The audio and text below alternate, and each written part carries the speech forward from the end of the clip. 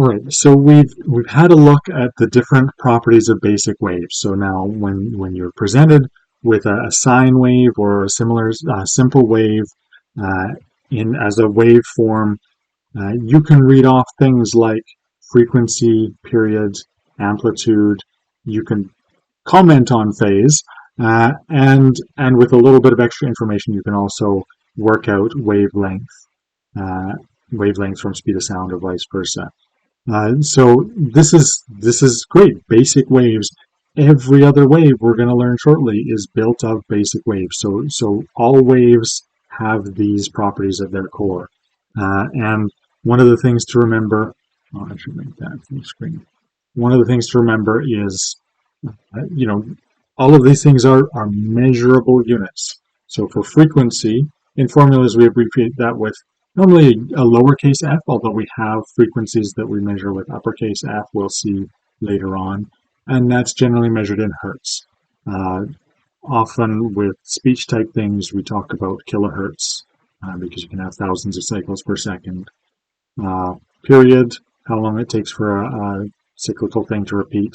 Abbreviated capital T because it's basically a time measure measured in seconds, and again, often we use milliseconds for some of the things that we come across in speech. Wavelength is how long the wave spans over in space. That's represented in formulas with a lowercase lambda, the Greek letter, and it's a distance, so it's measured in meters, centimeters, so on. Speed of sound, it's a speed constant, although it isn't constant. It's generally abbreviated c in formulas, and as a speed, meters per second is the main unit we use for sounds. Amplitude, abbreviated capital A, and the units, if we're using raw pressure, it's measured in pascals. There are other pressure measures, but that's the basic metric unit. And often we convert that logarithmically into decibels. Phase represented mathematically with the Greek lowercase phi, and it's measured as an angle, for example, with degrees.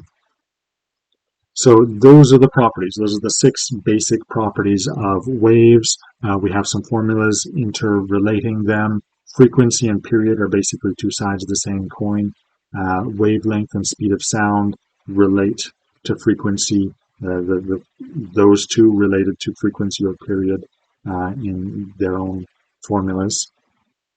And the other thing that we haven't talked about in these videos, but I wanted to bring up here, the textbook brings it up when looking at frequency and amplitude, is looking at tracking some of these properties over time.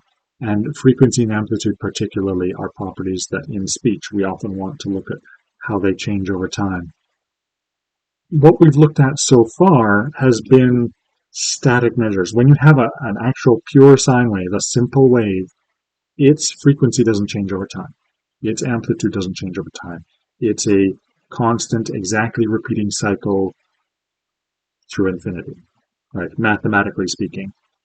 But real sounds in the world, real speech, isn't constantly cycling into infinity exactly the same. It goes from nothing to something, changes, and then eventually goes away. And there's some issues that we need to look at, we need to consider when we're tracking things over time like that. One of the things that we find in the textbook and we find in practice is windowing, right? Frequency is how often something repeats. So if you just take a moment, nothing can repeat in a moment. It takes time for something to repeat. So instantaneous frequency is actually a mathematical concept that's meaningful, but in practice, to measure it, we need a window. We need a stretch of things to see something repeating. And a wider window can give us more information, give us a better measure, but a wider window then washes out some of the change over time. So there's this constant tension between a wide window giving us a more accurate, well-sampled measure, and a narrow window that allows us to track changes more quickly. And that's a theme that we're going to come back to. We see it with frequency, we see it with amplitude. There's some illustrations of that in the textbook that you can dig into. But I just wanted to raise that now for you to think about, windowing and looking at things, tracing things over time, and what it means, what you need to consider when you're looking at acoustic measures there. Like I say, we'll get into that later in more depth. But that's it. That's what we want to look at for properties of basic waves. We'll be getting into more complex waves, the properties of them, really literally building them up from the most basic things, and looking at different properties and eventually connecting that back into the kinds of actual waves, actual sounds that we encounter with the study of speech. Isn't that exciting?